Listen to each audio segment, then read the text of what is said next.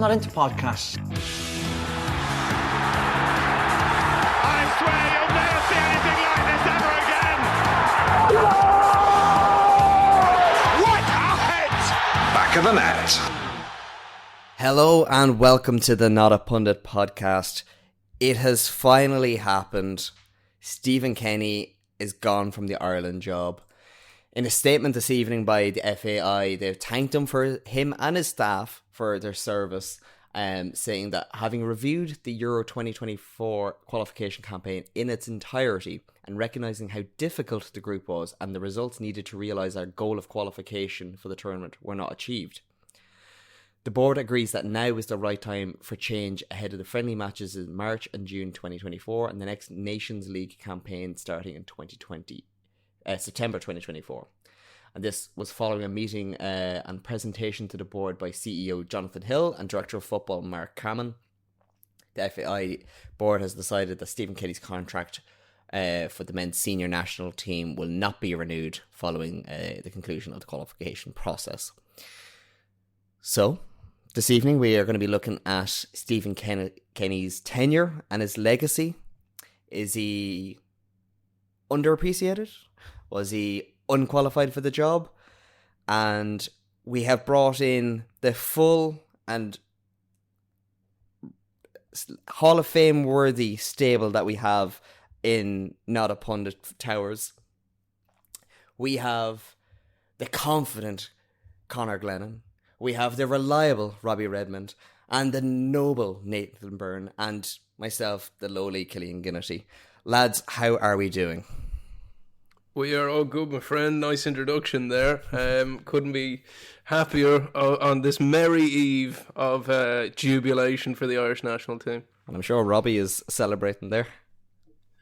No, I'm actually sad, Killian. I'm sad for Stephen Kenny. I'm sad for Irish football, and I'm just glad this is over. It's just someone put out their misery, and I'm also glad that there's no more international breaks now till March and no more competitive Ireland matches till next September. So who knows if we ever get to see Ireland win a match again. So I'm ready to move on after we talk about this, of course. But I'm just relieved it's all over. Nathan, what was your initial reaction to the news? The poor guy was put out of his misery. That was my initial reaction. Was probably 6 games too late, and he's been freed. I think the painful thing in the last couple of games has been it's looked like a guy that's properly drowning in the job. And I think I'm happy that now he can move on and Ireland can move on and everyone can move on. So that's where I'm at. Connor, what do you think the logic was for keeping Kenny around for the last couple of games? Because qualification for practically the last 6 months has been beyond our reach, if not mathematically, but realistically. Was there any benefit to keep him around for that extra time, like dead man walking?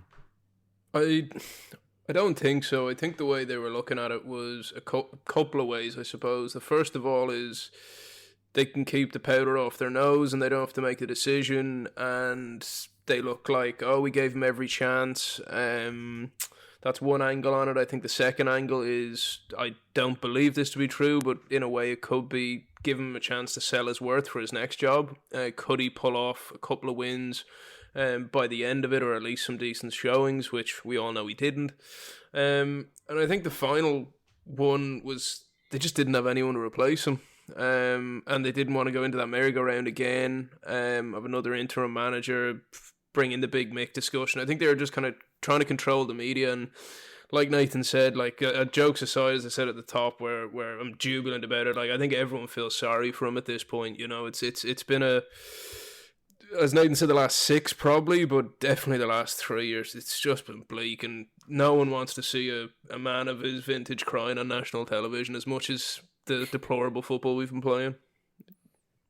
Robbie, should we really expect more from this qualification process? Like, were we ever going to get to the Euros? See, this is the thing, and this is where Stephen Kenny and I think maybe a lot of fans, not yourself, Killian, but a lot of fans might get confused. The qualification process started last year with the Nations League. So we were in a group of equal quality teams ranked around us: Scotland, Ukraine, and who was the other one? Scotland, Ukraine. Give me 2 seconds. You might need to cut this out. Yeah, Scotland, Ukraine, Armenia. Basically, so yeah, we were the qualification group with those guys. So they were ranked around us. We finished third in that group. We lost to all three teams. If we had to finish first in that group, because we beat Scotland at home, if we had even got a draw away to Ukraine or draw at home with Ukraine and beat Armenia away, we would have topped that. And Kenny would now have a playoff in his back pocket. So this group, basically, Kenny was landing in this group, which people said he's unlucky. It's kind of shows how all Kenny really has the last while is the narrative. That's all he's been able to because the results on the pitch and the performances don't do him any favour, but he's been trying to control the narrative a lot the last maybe 6 months or a year, and I think he's seen the writing on the wall. But the qualification started a year ago, and I was at those games and we were beaten comfortably by teams on our level, so he can have no complaints then when he ends up in a group with Netherlands, France, and even Greece, who are probably one of the better fourth place teams. So it's ultimately his fault, really, that we had a chance to beat teams on our level and we didn't, and that's where he's lost this. He hasn't lost his job because he lost to France and Netherlands, because we're always going to lose those games. So I don't think he can have any complaints. I know it became one of Irish media's kind of favourite headlines in the last couple of weeks, but can we still qualify for the Euros now that we've lost to the Netherlands? Robbie? No, we're goners. The whole thing is over. It's done. Yeah. The whole thing is done. Okay. And we're out. And the playoffs have been made. And Greece will play Kazakhstan for a place at a tournament. That's the level of it. So basically, 21 teams qualify directly. 20 teams qualify directly. Then you have Germany, who are getting as hosts. Then you're going to have 3 teams from the playoffs. So there's basically, let's say 30 odd teams who are in contention or have qualified for the Euros out of 54, and Ireland are one of those other 20 that aren't in contention, with San Marino and the like. So it's utterly, absolutely brutal, really. It's just the same thing over and over and over again. It's getting bloody old at this point. It's like you go into tournaments going, I'm not going to even pretend I'm going to end up at this tournament. You just know we're not going, Yeah. So we managed to not qualify a tournament that is becoming harder and harder to not qualify to. Nathan, can we take any positives out of this qualification, roundabout that we've endured? To be honest, no. I think it comes down to the hard facts that, yeah, we were in a group with France and Netherlands, but I think as football fans, especially football fans that support Ireland, is you can separate the performances from the results, and I don't think there was many performances that you could look at and go like, that was a good performance. So I think that was really what put the nail in Kenny's coffin was the performances. But yeah, as soon as that group came out, it was always going to be hardship to get to the tournament. But yeah, it is annoying seeing the lower ranked teams that are still in contention and we're not there. You know what I mean? It feels like, we're going to be watching the Euros in the summer, but we won't be cheering on Ireland. Do we have any confirmation about, is it just Kenny that's gone, or is his staff gone as well? Because both FAI representatives in the statement did thank the staff, but it was only head coach position has gone up. I'd say Keith Andrews will gone. be. Keith, I was about to say he'll either hold on for dear life and find a way to survive the apocalypse, but that dude's gone, I'd imagine. I think O'Shea will stick around because O'Shea is kind of a company man. He was already in the system before Kenny, so I think he'll be sticking around. You never know. Yeah, no, I agree. Gus Payet might give him Andrews a job. Yeah. But just on going to recency bias, Connor, you were live tweeting the New Zealand friendly on behalf of the NAP guys, and it really didn't look good. You had a good world ranking tweet about the opposition that we were being, at best case scenario, being matched by, worst case scenario being that we were actually outclassed by it at times.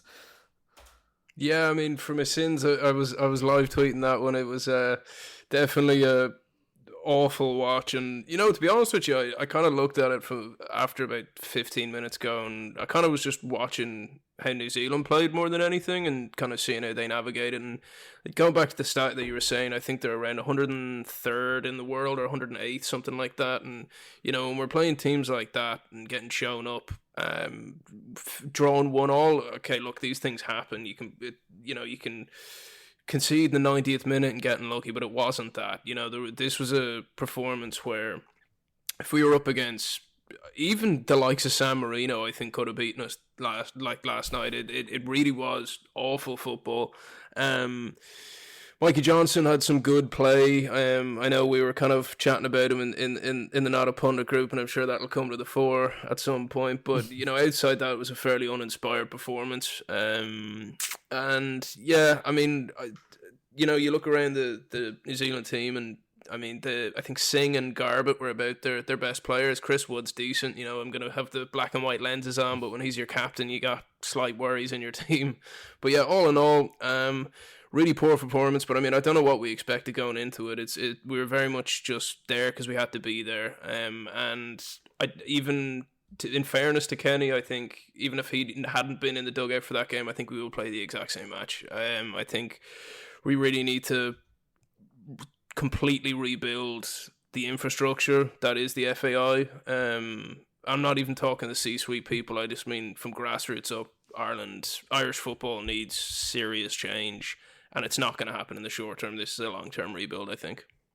Nathan, is this where we fall into that, like, 103 in the world is genuinely putting it up to us, albeit a friendly where our manager's going to be going, but, like, we're meant to be in the 50s in the world's ranking. Like, is this what we have to get used to? Are we going to be coming up against the likes of, I don't know, bloody American Samoa and kind of having to double check our homework before doing so? Yeah, it is extremely worrying, specifically the part where, like, you hear people go, oh, New Zealand were good. New Zealand weren't good. We made them look good.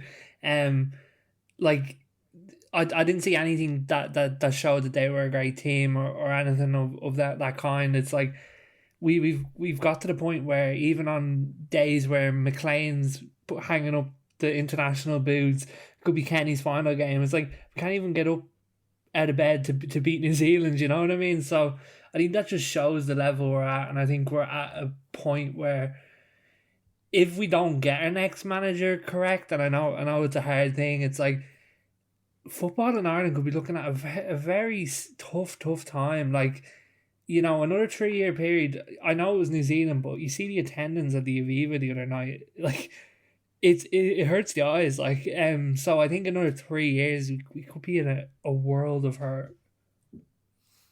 Robbie, you were covering Ireland extensively before Kenny came around. You've covered them extensively throughout his tenure. Have we gotten worse, or is this par for the course from what he took over from? I think we've become much easier to beat. So, like, I was looking back through just notes, like Word docs you just take when you're watching matches, and every time you type, like, Ireland easy to play against, gaps in midfield. Like, so we definitely became easier to beat. But I also think, like, people have probably lost sight of the context of what the push was to appoint Stephen Kenny. It happened because this is 5 years ago. The world is a very different place. But Martin O'Neill and Roy Keane, like, the team was going nowhere. Not only were they going nowhere, they weren't being coached properly. Like, the players weren't being told what formation to play in. They weren't working on set pieces. They kept conceding the same goal over and over. We lost 5-1 to Denmark in Dublin. We lost 4-1 away to Wales in Cardiff. We were terrible, and we'd lost Rice, we'd lost Grealish. So the idea was that Kenny was like this successful League of Ireland manager who was successful in Europe, and it was never this idea that he would be this, like, Irish Pep Guardiola. I don't know where that idea came from, but he bought into it, and he appeared to believe it. And so we spent the first year of him having, like, Shane Duffy wherever playing, trying to play balls out from the back, but he's totally not capable of doing that. Like, and he had, like, he tried James McCarthy as, like, the pivot type player in midfield, or Conor Hourihane. Like, these guys aren't good enough. And we went from managers talking down the level of the players to talking them up to the point that it was borderline ridiculous. Like, if you think now of how some of these players were hyped up, like Adam Ida, Troy Parra, like Jason Knight, like, God, like, what does that guy do on a pitch other than just run around? Like, he doesn't really play football. Like, I don't see what Kenny saw in these guys, and he very much bought into this idea that he was the kind of saviour nearly, or he had to be the one to change the style. But the management of the international team doesn't change the style of the whole country. That happens on the ground, and the manager comes in at the end of the production line, and the style of play never mattered. So the people who defended him and still defend him, they were getting it all wrong. They were looking at it backwards. Like it was never about how we played. There was never, Kenny would say stuff like, "Oh, we now place an emphasis on technique and skill." And I'm like, why? Why? You can place an emphasis on winning. Like, I could say I place an emphasis on being a billionaire, but I'm not a billionaire. Like, it's like the players don't have technique or skill. That's nothing against them. That's not Stephen Kenny's fault. That's a production matter going further back. So it's being pragmatic. It's like, and then I'm rambling a bit, but even stuff like, then he had decent coaches with him. We got a bit of an upturn, like Anthony Barry, who was now at Bayern Munich, was like, there was a definite upturn there. He kind of downloaded the tactic that Chelsea would play in, this 3-4-3, and it was getting him a couple of results, a 0-0 at home to Portugal. We almost beat them away, 1-1 at home to Serbia. But people forget, like, because it was during COVID, at one point Ireland went 11 hours without scoring a goal under Stephen Kenny. Bleak as hell, isn't it? Like one thing that I think, going back to your piece on technique, Rob, is that, like, I think that stems from his time in the 21s, because that kind of emphasis is more on the underage game. And I know 20, I think he was used to having players that, you know, have a bit of ability and he can coax it out of them and develop them and improve that technique. And to be fair, in his 21s time, he was good. But when you're bringing that into guys who are, you know, anywhere from 24 to 34, you just can't come in with that approach, you know? No, and then the other thing, Killian, that you're saying is that we brought so many players through. And I'm like, well, of course you did. Like, what are you going to do? Play Paul McGrath, like, or Aidan McGeady? Like, these guys are ancient. Like, Glenn Whelan's not being kept out of the team by Josh Cullen. Glenn Whelan's finished. Like, he's not. So who are these people who went before that Kenny had to brush aside to bring through the new young blood? They don't exist. Like, there was a gap, and there was no one. Like Jeff Hendrick. She played Jeff Hendrick for probably about 20, 30 matches, like, because I was at most of them. He played Conor Hourahan. All these guys played and they weren't good enough. So it wasn't that he was bringing these through. He will say that and he'll cling to that. But ultimately, like, his in-game management was what let him down. And this is where I was pushing. It's non-existent. Like, that's it, Conor. And I remember watching matches. Like, I remember being at a Luxembourg match at home during the pandemic, freezing cold, and we lost 1-0. Empty stadium, and I'm like, oh God, like, this is not. But this is one of the things, though, is that, like, Luxembourg, whatever people want to say about them, they're now a good team. Like, they are on the verge of qualifying, and they're competitive at this level, Nathan. And, like, I'm starting to kind of wonder, have we sprinted to stand still while everybody has been able to sprint to get ahead? Yeah, I think that's definitely a good angle. The thing that I struggle with, and I've always struggled with, specifically with international football, is, especially with a team at Ireland's level, it's like, okay, Stephen Kenny comes in, he wants to play this nice football, and he speaks about it, and it's sort of like the thing that he uses to wow people over. But a lot of the team is made up by players that are battling relegation or, you know, playing in the championship. It's like, these players don't play this on a week-to-week basis, and then they go away with Ireland, and like at maximum, all he gets is a week with them. And it's like, how are you going to teach these players how to play that type of football in a week period at a time? And it's like, I think with international football, and specifically the standard that Ireland's at, it's like you have to take what you got, your level, and transfer that into a way that gets results. And I think that is just pragmatic football. As much as we don't like it, I'd much rather be winning than going, oh, look at us, we can press here, we can do this, we can, you know, play a nicer style of football. I think you got to take into consideration the level that these players are at and what they play on a week-to-week basis. It's like, Ogbene, like, on a week-to-week basis, he's not playing fancy football, he's playing to stay in the Premier League, you know what I mean? It's like, I struggle with the direction, I really do, and I don't know. You sometimes need the Tony Pulis style of football of just grind them out, you know. Yeah, they've been asking the wrong questions all along. We've been focused on the wrong things. Like the reason why I pushed for Kenny in 2018 was because I would watch Dundalk and watch them in Europe, and you'd hear stuff like about them. Like, you were well coached. Like, you're like, all right, well, there's a guy. He's Irish. He's passionate. It would mean a lot to him. We can't go down this old British manager route of Martin O'Neill anymore, British style manager, because that didn't work. Give Kenny a try. But it was almost like all I was looking for was him to coach the team. Like, the team under O'Neill wasn't coached. Like, that's the truth. Like, I remember going one day over to the FAI for a press conference, and like, the lads would just kick the ball around for a couple of minutes, and then half an hour later, Martin O'Neill would be in for his press conference.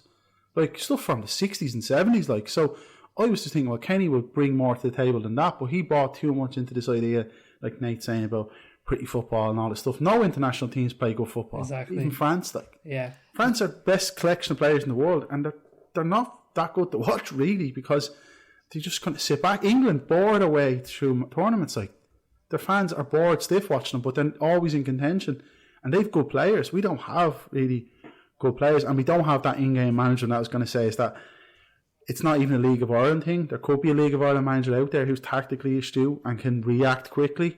But even last night, New Zealand were better in the second half than Ireland, because 100%.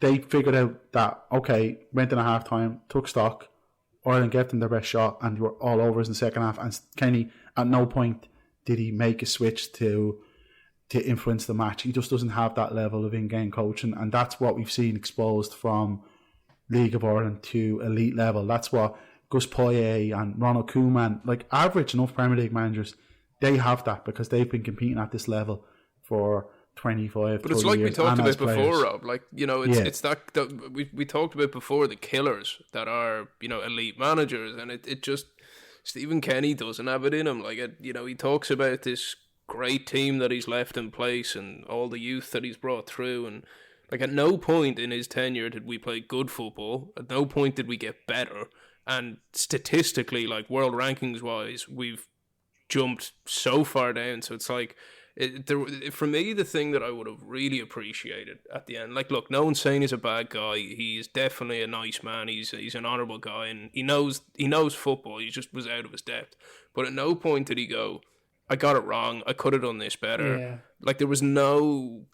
He got quite vicious at the end, very feisty. He got salty, yeah. Like, because even like I got a quote here from him, and this was, I think, the press conference the day before, and it's just him bashing other managers, and he goes, listen, we played Holland the other night, one of the best teams in Europe. It wasn't like we lost 4-1 to Wales or got hammered in Cyprus or Macedonia, which is a dig at O'Neill, Staunton and McCarthy. He goes, it was a tight game in Holland. We lost at 1-0 and deserved to lose. It was one of those tight games. I think a bit of perspective is needed on that, you know, and it's like, no, a bit of perspective isn't. None of us expected to roll in against Holland and absolutely smash people, but like, we expected to at least compete. And going back to your points earlier, I don't expect to beat Holland. I expect to beat Qatar. I expect to beat Luxembourg, San Marino. Like, you know, but it's just lunacy. What game was he watching? Like the Netherlands could have scored like 4 or 5. Like, literally, like they missed. Yeah. But this is the thing about the Netherlands, that if we're putting things into perspective, this is not the Netherlands of old. This is the Netherlands that up until the last 18 months, 24 months, Ryan Babel was still fucking playing for them. Like, this is He's still around. That is frightening. I forgot he was even alive. Yeah, and was playing international football up until scarily recently. I think it was only in the middle of the pandemic that he stopped. And it's not by his choice, just they were in such a basket case. But like, this is not a Netherlands of old. They have good players, but this is not like a 2010 year or 2012 Euros or 2008 Euros, where it's one of these teams. So it's like good individuals, but also a good team. The Netherlands right now are going through their own transitionary period. Yes, they're coming out of a very, very bad time, and they have some stars coming through like Xavi Simons, but nobody's expecting them to be winning the Euros. So you can't even compare like what Kenny's trying to say about them. Well, it's some like of Brazil the other teams that 2002 came over. It's like we had the Ronaldinho and Roberto Carlos team roll in. It's like, no, we had a semi-average Holland team that, I'd argue our 2002 team could beat, very selective. He's been very selective, in all his narratives and everything he picks. Like it's always to fit his own view, which probably ties into how he's reading the games in game as well. He's just not seeing the negatives, or he's not seeing the flaws in his own view, and he doesn't seem to have anyone around him, particularly from a media perspective, where he didn't have anyone around him to steer him right and tell him, mate, that's a really stupid thing to say. Well, this is what they're Rob, gonna come back with. we see the post-match interviews that they broadcast. You've been in the rooms where, you know, you're seeing more like, what's he like in there? Is he drowning? Is he just... Yeah, drowning completely. Yeah. Like, he'll come in, it's usually, the times I've covered him, he comes in like 20 to 11 maybe, when that sounds like a real first world sports journalism thing to give out about, because you want to catch the last train. But you're like, come in, mate, and be bullish. But he comes in late, mumbles through stuff, rambles on a bit. If you ask him a question, he'll go on to something else. But he like, as opposed to, say, Mick McCarthy, I remember Ireland, we had a bad result at home, and McCarthy came in and he was so bullish and so confident, and he had his backup, and it did really kind of own the room, you know, that way. Whereas O'Neill had his own kind of prickly style from being a successful manager and a player, that he just looked down on the Irish press. He didn't think anything of them really. Where Kenny, I think he was trying to show people, look what I know. Like, he'd be talking about, like, the full back step in the midfield, and this is our plan, and this, and I'm like, mate, that's not what we were watching. Like, that's just not, like, I've quotes here I was looking at. He says, we have built this team over the last 2 years. It's a new Irish team with a high emphasis on technique and skill. It's a team where every player is comfortable in possession in every area of the pitch. It has speed and attacking areas with a real cutting edge, and has shown the capacity to score goals. We've had several injuries. We've strived to build a team with depth to cope with such scenarios. We've built this team with the ultimate ambition to qualify for European Championships in Germany. He said this after Ireland lost 2-1 to Norway in a friendly. It's delusional. It's genuine delusion. And it's like Kevin Doyle last night was saying, he's never had a full team. Tell me any manager in world football that's ever had a full team, no injuries, no suspensions. Like, it's complete bullshit, you know? Yeah. Nathan, has Kenny over the last little while, has he lost the fans? Like, I know attendances are down, but like, there's been a glut of sport over the last little while. Has he actually lost the backing of the nation? There was no support at that Greece game, I can tell you that. There was more boos than anything. But yeah, like, see, this is the fine line where I struggle to actually, like, come across with what I think, in terms of, I don't know if I feel bad for him, or I don't know if all of it was sort of a lie that he bought into. You know what I mean? I can't distinguish. I think he invented the lie. Yeah. I think going back to Rob's point, I think he got this job and goes, I have a massive job, I need a new persona, and he goes, I'm this Pep Guardiola type, and I think that's what I think that you're summing it up perfectly, Nathan. But do you think he fell in love with that lie and sort of, like, bought into it, and like, he sort of became part of the lie? Or do you think he, like, it was sort of like he was too far in deep that he couldn't just go, like, you know, I think Keith Andrews telling him, no, I'm seeing this too. I genuinely think he had yes men around him, and whatever he whatever he believed just got elevated to a point where you can't really see outside of it. And then, you know, he probably had siege mentality where he's like, the media are going to be against me regardless of what I do. And I think it was just delusional. My memory, I think that was peak COVID. But I remember there was a real bad spell there where he went like 11 hours of scoring, and I think we beat Andorra or something like that, or someone really, really small, and then scored against Serbia and then lost. But that first year was absolutely terrible for him. And he'll say there was mitigating stuff like COVID rules and stuff like that, but I think now it just doesn't matter. It wasn't going to work anyway. He might have got a bit of bad luck, but it was, I think, when you look back now, you can see it was clear from the start this wasn't going to happen for him. Well, 2020 we'd 8 games and he didn't win one. He had 1, 2, 3, 4 draws in 8 games. Like, how, like, that's the kind of thing. This is why I do think this is a prime example. Going into the next manager, whoever it is, short-term contract. Yeah, it has to be. You know, with a short-term contract with huge bonus options to get interested parties in, even if it's a 2-year cycle, because then you go into 2021, right? And I won't go through every team. I'll just bring up the ones that kind of stick out to me. We lose 1-0 to Luxembourg. Absolute joke. We'll draw 1-1 with Qatar. We beat Andorra 4-1. That was his first win. So he started in September of 2020, and we have our first win in a friendly in June in 21. Like, what are we doing here? You know. We go down the list. Then we go Hungary. We draw 0-0. Portugal. We lose 2-1. That's fine. Azerbaijan. We draw 1-0. Serbia. We draw 1-0.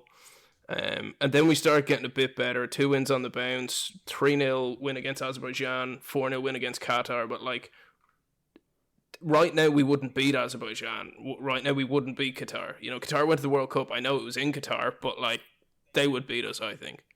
But if you look at a lot of the teams there that we're saying that we should beat, so let's say Bulgaria, Azerbaijan, Luxembourg, like, they have now what Ireland used to have, which was the ability to just be dogged and grind out a result, and just, if nothing else, know as a unit, we're going to live and die by this.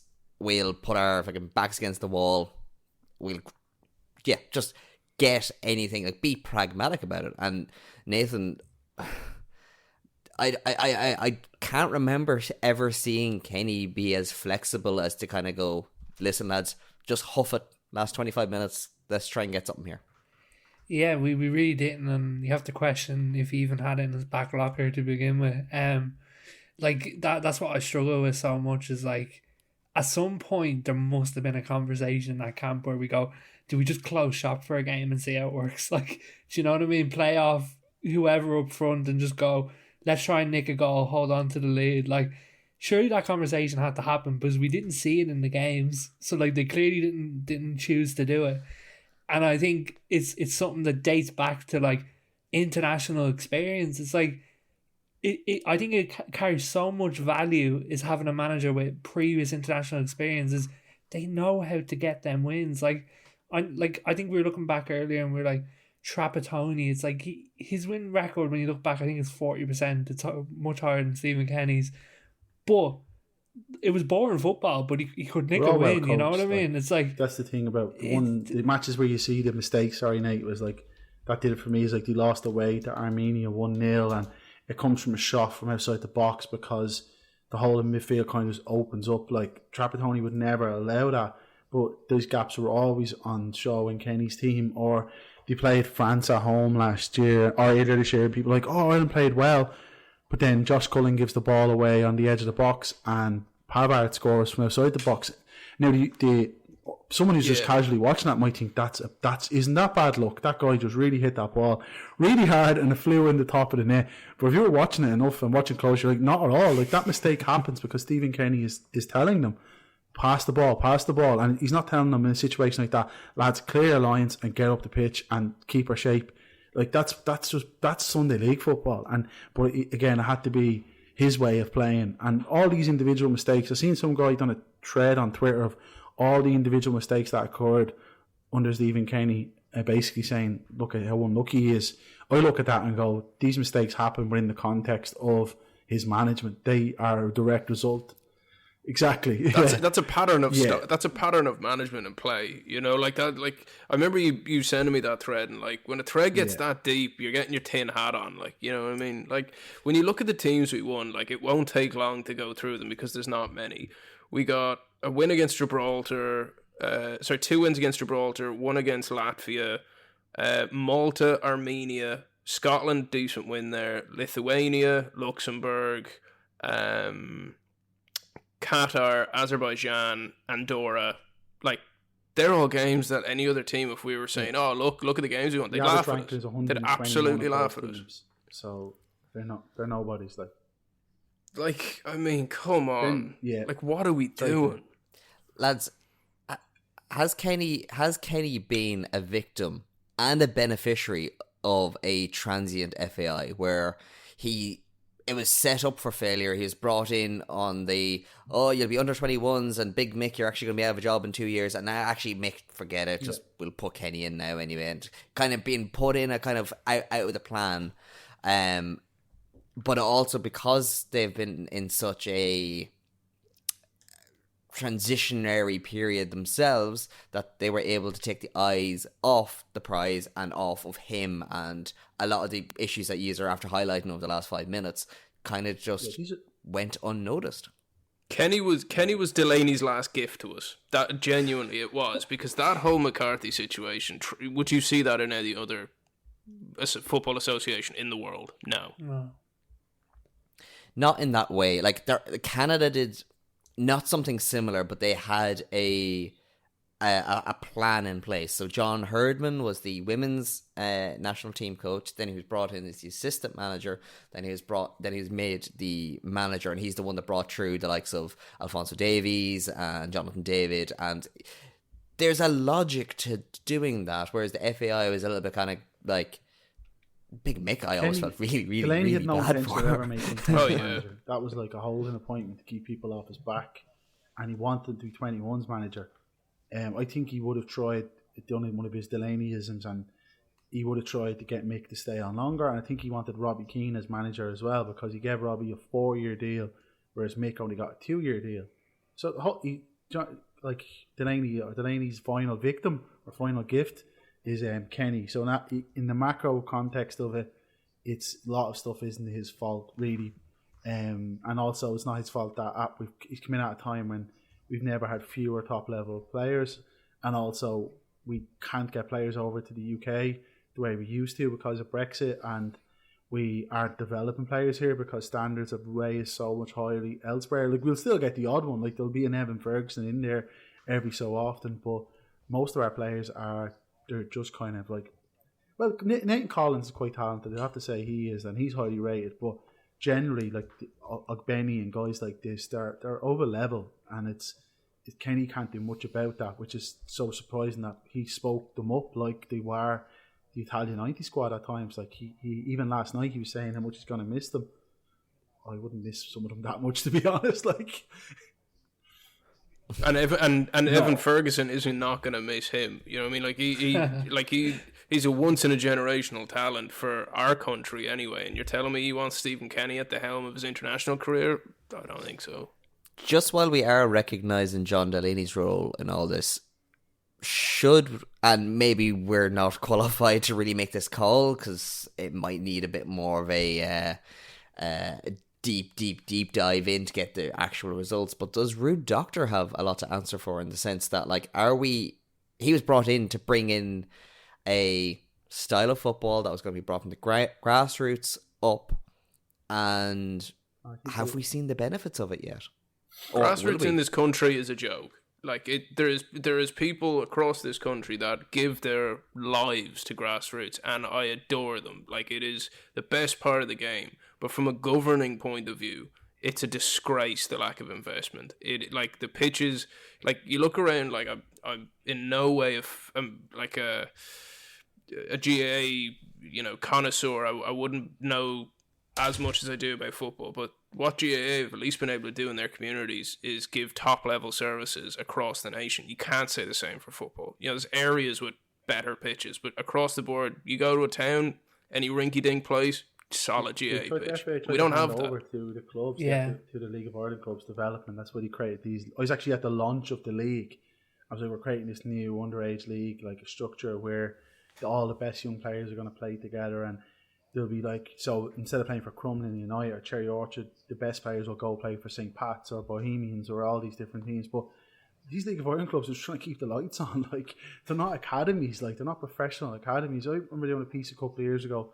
Like, my nephew played for Cherry Orchard, and he went over to Valencia, and him and his Cherry Orchard team like beat Valencia, they beat Barcelona, beat loads of teams small over Europe. These were when you were 14. But like, within 4 years, I remember calculating that my nephew played football twice a week. Those Spanish guys were probably playing 4 times a week, 5 times a week. That results in thousands of more hours with the ball. So the time they're 18, of course they're going to be better. Like, you get them Irish lads playing against them again, and they're going to wipe the floor with them. So it's been bad, like whole structural failure going back decades, like just decades. And people like Ruth Doctor or these bureaucratic guys, like they're 10 a penny, you know that way. Like there's probably someone in there now, and now they're looking for government investment, the FAI, and saying, can we get the money that goes to greyhound racing, or can we get betting money? We need invest in the infrastructure, all this type of stuff. But I just think we're, at this rate, the way we're going, we're probably about 30 years behind our rivals. Like, and it's just, it's pretty grim. It just, but who even are our rivals now? Like you know what I mean? Like who are, yeah. But I do think, just one thing, I do think like Irish football as a whole is such a false image in its current state. It's like we go play against other international teams in this lovely Aviva Stadium, you know, packed out sometimes, and it's a nicely done up product for to see on the TV. Like it was really cool to see Pats versus Bows in the Aviva. Like it looked like a proper football match. But if you peel that back one level, the drop off is crazy. You know what I mean? And like I think that's such a big eye opener. Is like you have to rise the whole tide. You can't just have the finished product on the top and go look at that. You know what I mean? And it's like, say, Greece, like the stadium they play in. It's like it's level to the league that they're in. It's like we don't have that. It's like such a huge gap between our actual grassroots and league, and it's like you need to close that gap. You really do. Otherwise, you're playing up for the TVs and the sponsors and the advertisers. That's all you want. There's no industry, no football industry at all. So we're basically picking off scraps, really, and. They might get a lad over the England team, might do well. We also, I think, we don't understand the context of how competitive Premier League football is. Like I remember a couple of years ago, people were giving out saying that Jose Mourinho was a fraud for not starting Troy Parra. And I'm like, that's like, Jose Mourinho's a multiple European Cup winning manager. Troy Parra's probably going to end up back in the League of Ireland. There are levels to this sport that just aren't there in those other sports that people follow in Ireland, like rugby or GAA. Like the levels in football are just... look almost indescribable to describe how good some of those players are in the Premier League compared to our guys, and that level is just, we'll never bridge it at the moment. But when we say like, you know, we'd look at our team and at one stretch you're like, oh, Callum Robinson, great player for Ireland. He is so bang average in the Premier League. It is unbelievable. Then, he's not even Premier League, you know, like he's Irish, but he's British made, you know, that way. We haven't developed him in our system, like, so it's hard to claim any credit for him, even if he was good. You know, that way, like, we're just getting scraps. But on that, like, you know, I like an out of left field suggestion. Wouldn't be like you. So, in the Philippines, in their league now, the team has since collapsed. But I think it's a model that should be looked at for the first division and potentially the Irish Premier League. Is we should have an FAI team where like we said before about Cherry Orchard and all that, not being able to, like, the teams can't afford to have an academy, and the likes of Cherry Orchard can't afford to keep the lads on beyond a certain age. That so there should be that kind of a bridging club where basically a version of the Irish under-19s or under-20s, under-21s up until the age of 21 is playing in the league. So if Cherry Orchard think they can't afford to keep you want to move up a level, whether you can go get signed to the FAI themselves, play in against men, get good experience, maybe one of the teams will sign you.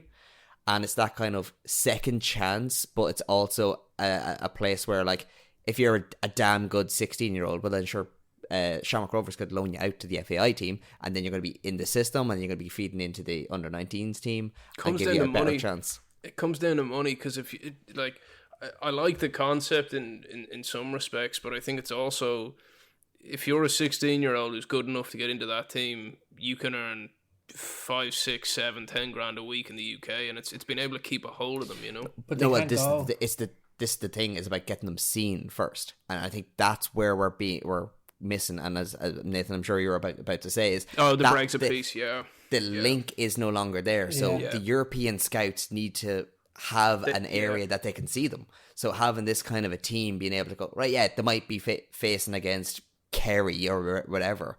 But I'd much rather see a young lad going up against a 30-year-old who's fighting for half his week's wages, because at least that's going to be an actual experience. Because I remember when you say it like that, yeah.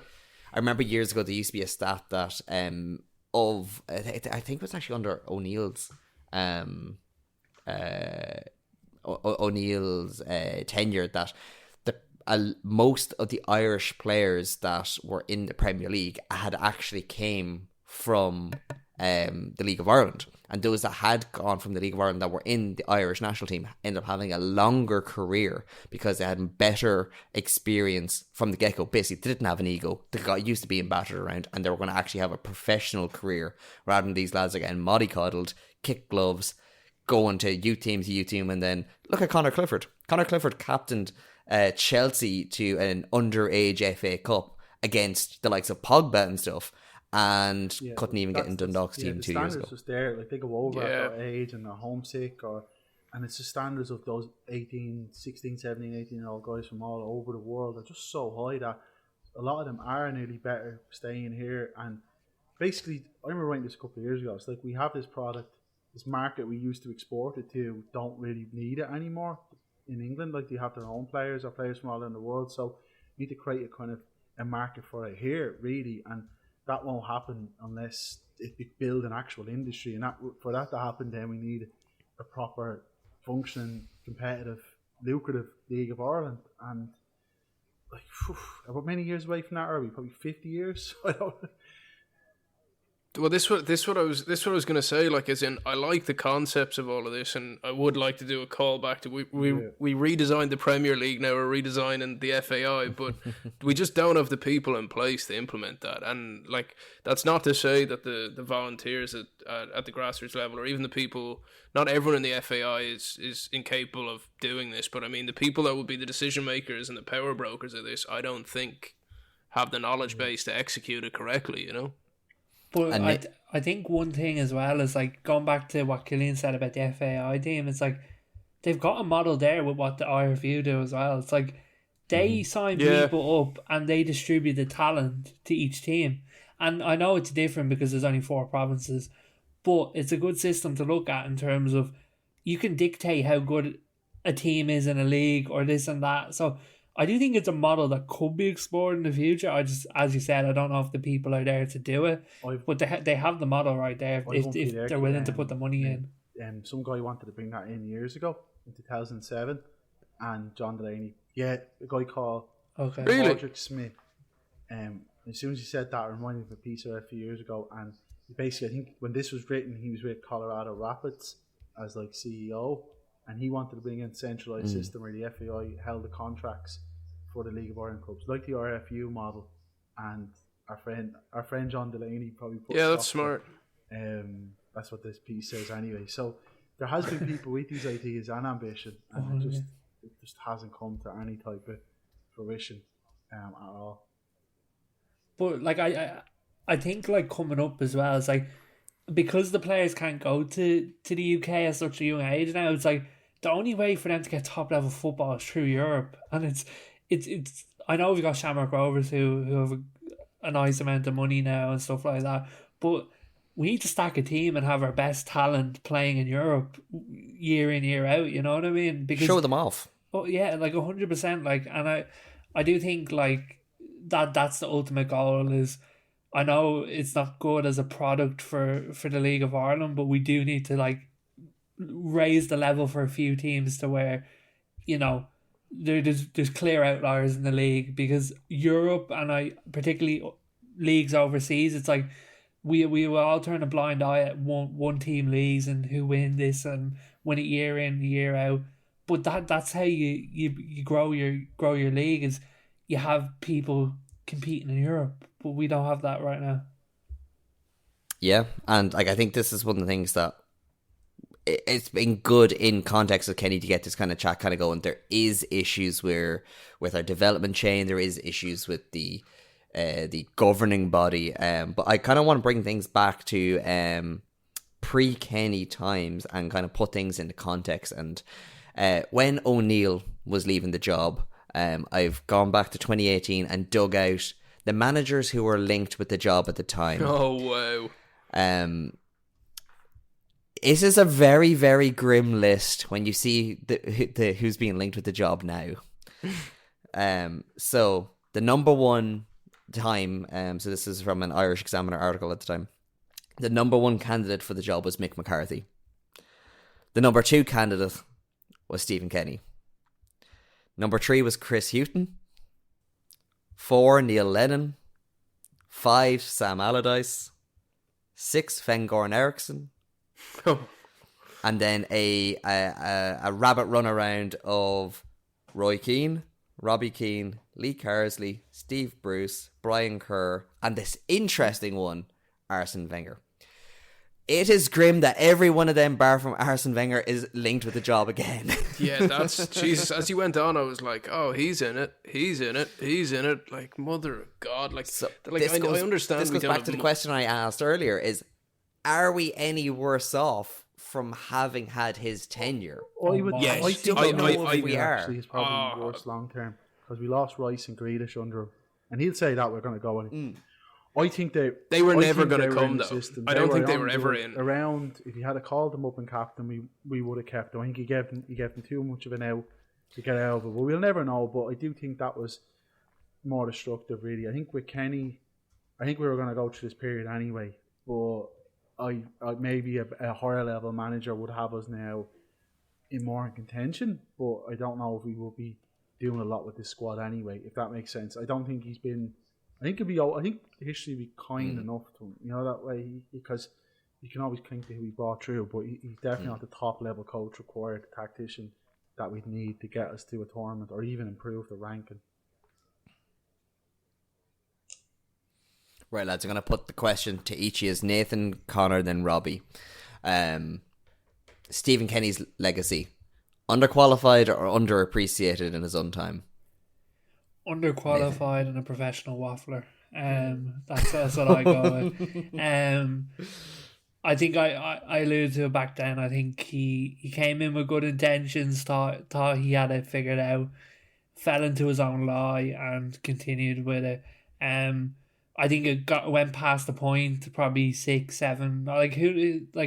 There's definitely a game. I think it was maybe Greece away, but the FAI keeping them on that long, it became a prison sentence rather than anything else. It was we were always going to get to this point, and I think that's when I started to feel sorry for him, was when they purposely kept him on for their own personal gain. And I think he was definitely not the right man for the job at the time, and 3 years it's such a long period when you look back that I think he done a lot of damage that we'll look back on for time to come. Connor, underappreciated or unqualified?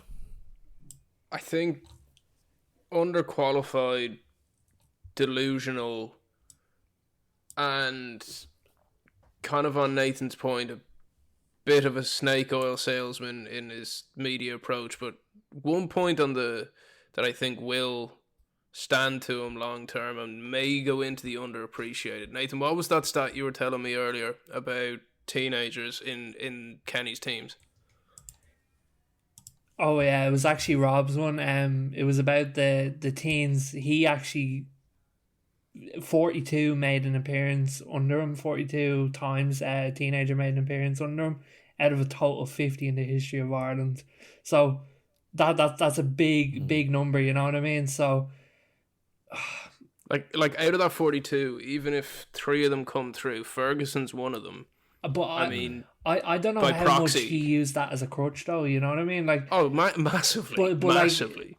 At what point did it go from good intentions, trying to blood through young players and stuff, to something that he chilled himself with? You know what I mean?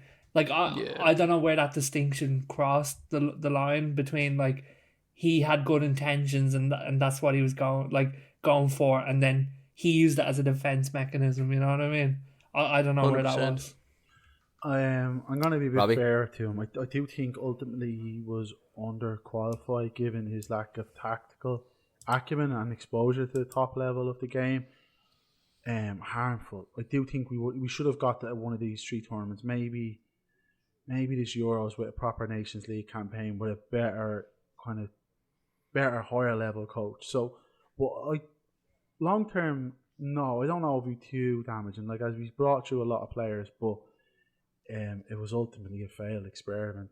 If you're looking at the brass tacks of it, we weren't even anywhere near close to getting to a tournament. So, from that perspective, it's been a failure. But I'd give him a 3 out of 10, maybe. If I had to rank it.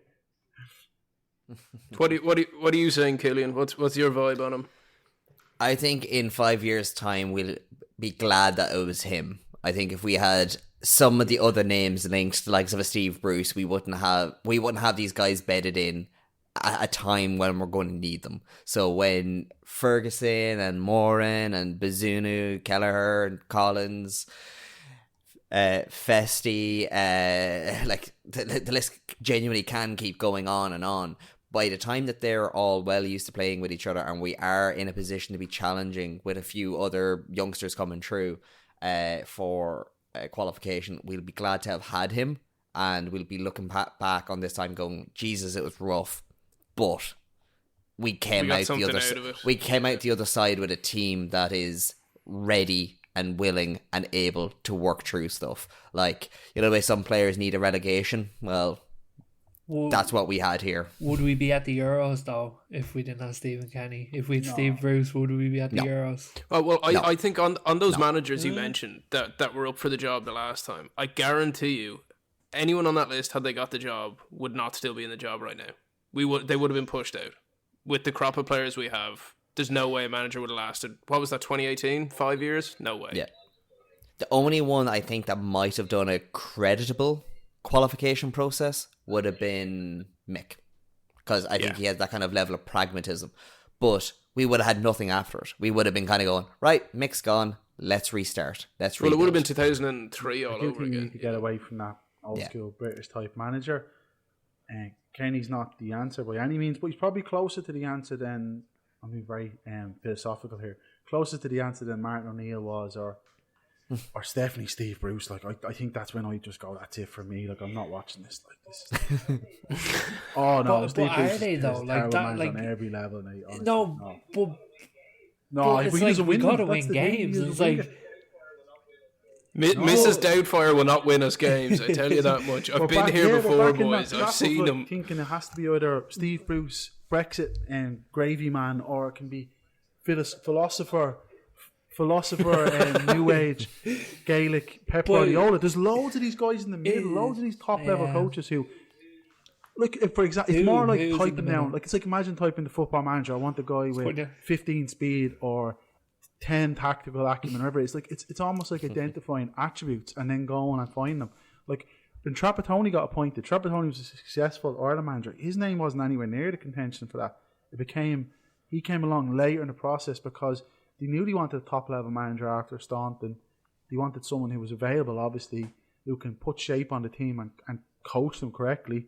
And that's what he did. Trapattoni had spent hours work. Being able to speak English would have been nice. That would have been an extra track. Should have been fantastic.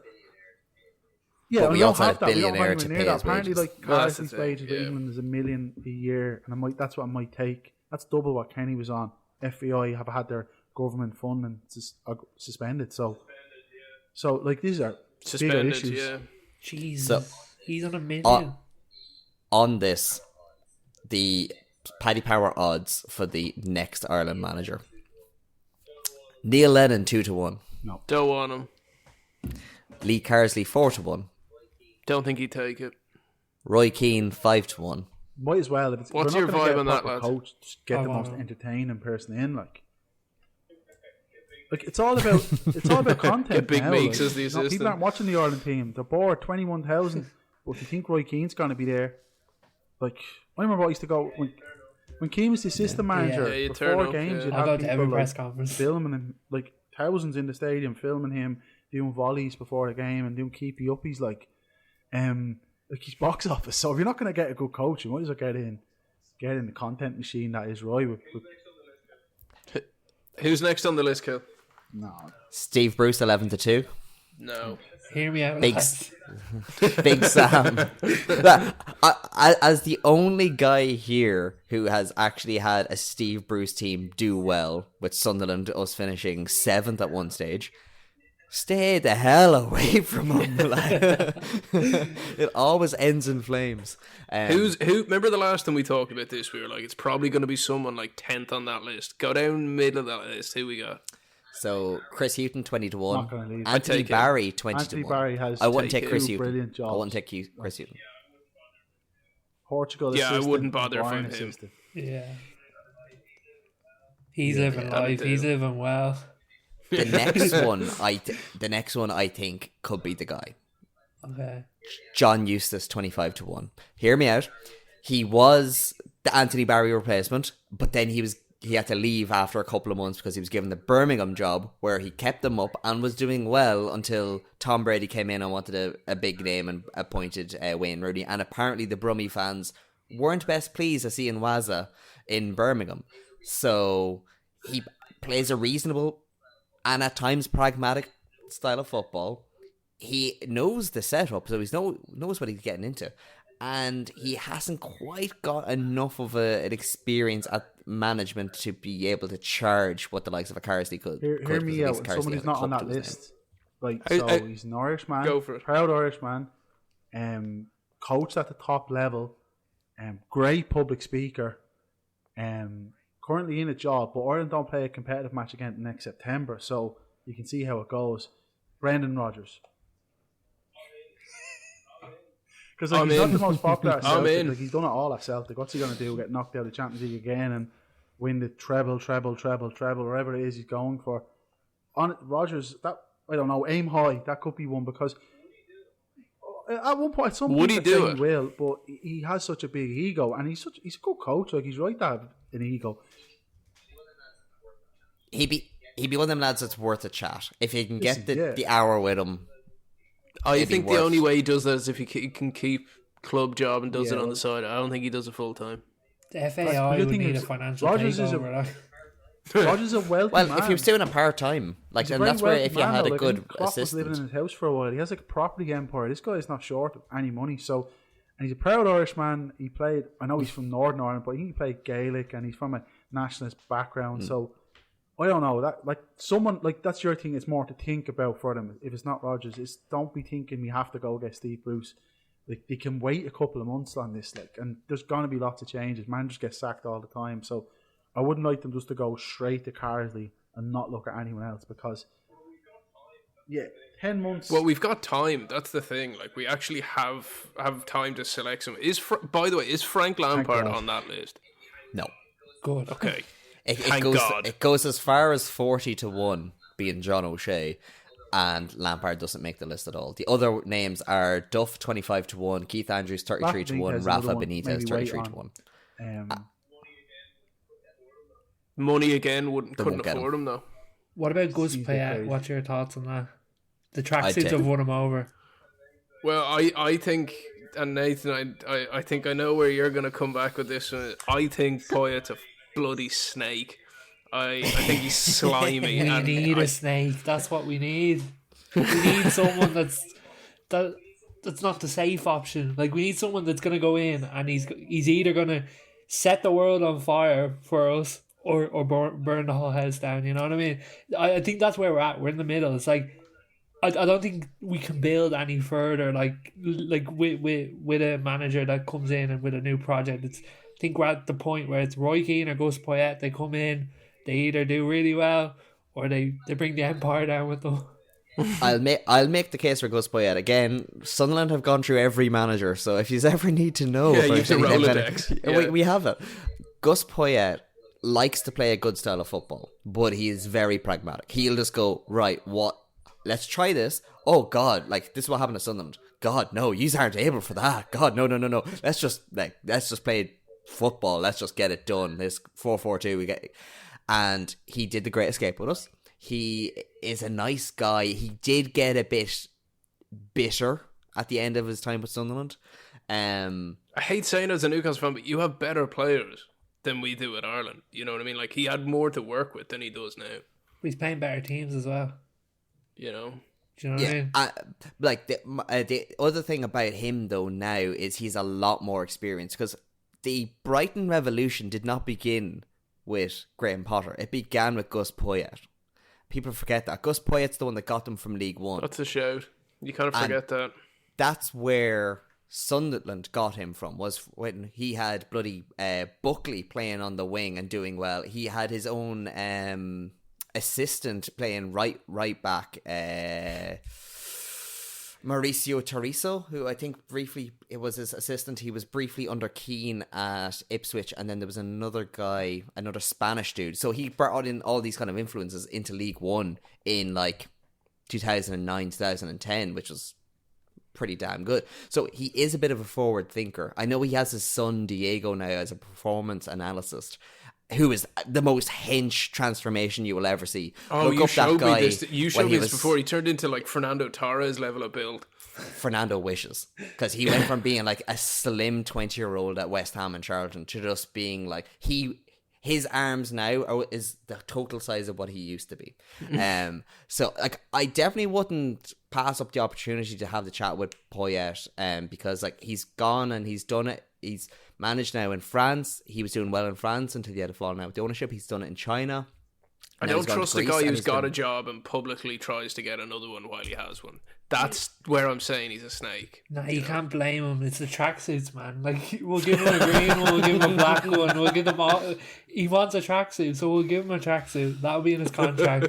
But I do think one thing that serves him so well is the international experience as well. Like, he's coming straight from an international job into another one. I think that's where he didn't do bad. Exactly. He bet us. He beat us. And he's probably going to go to the Euros now, is he? So, you know what I mean? So, lads, before we finish up, I'm going to ask you each, give me a name who you want to replace Kenny, and I'll do a football manager simulation, and we'll post it on our socials, and we'll see who ends up with the better coach at the end of, let's say, the next Euro cycle. So that's, you have a Nations League, you have a World Cup, and then another Nations League and the Euros. Robbie, who do you want in the hot seat? I like it. Connor. I agree with Rob and Brendan Rodgers, but outside of that, I'd be curious as to what we could do with Lee Carsley. Okay. Nate? Oh, Gus Poyet or Roy Keane, which one? That'd be a great YouTube boxing fight, wouldn't it? I'm going to say Gus Poyet. That's what I'm going to go for. What are you saying, Killian? We need the fourth one in here. Okay. The one I would like, I don't think it's going to happen, but the one I would really like would be Graham Potter. I knew you couldn't get through this conversation without bringing that man's name up. I knew it. Graham Potter, just get Sunderland to get him, and then happy days. That'll do us all a favour. You can have him. We don't want him. Go back and listen to his interviews when he first started managing. Like when he was at, was it Swansea University or Essex University or one of them? Like from then, he is exactly he's the exact opposite of a Roy Keane. Watch it now, Nathan. I bet you the Graham Potter sim will win just out of pure chance. We'll do a Chelsea episode next week, and he'll still be asking for him to be the manager of Chelsea. No. Chelsea's too much of a shit show. So what we're going to do then is we'll have Brendan Rodgers versus Gus Poyet versus Lee Carsley versus Graham Potter versus the bookies' favourite Roy Keane, and we'll see who has a better run of it in Football Manager 2024. And lads, that brings us to the end of the podcast and to the end of Stephen Kenny. Long may he rest, and long may we go without a mention of him. My thanks as always goes to our irreplaceable roster of not a pundit, not pundits: Conor Glennon, Robbie Redmond, Nathan Byrne, and I'm just here. I'm Killian Gennity. Thanks a million, lads. Bye-bye. Pleasure. Bye. I'm not into podcasts. I swear you'll never see anything like this ever again. What a hit! Back of the net.